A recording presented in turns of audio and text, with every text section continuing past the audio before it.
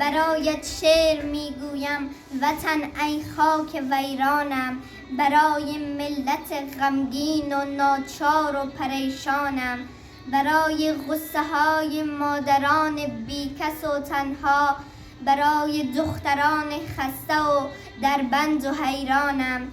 بمیرم سرزمین من که ناسور زمان گشتی، سقوطت مثل طوقی از اسارت بر گریبانم، برای مردمان با غرور و صبر و نیکویت، برای خاک پاک سرزمین غرق عوسیانم.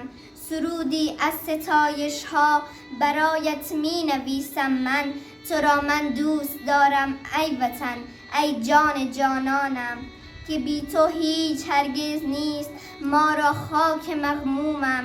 تویی بودم، تویی هستم، تویی خورشید تابانم، به یاد کوهسار و دره ها و رود و دریایت، ز خاکت سرمه ساییدم کشیدم بر دو چشمانم. کمی دور است اما صبر کن در این اسارتگاه، شکسته می شود زنجیرهایت خوب می دانم.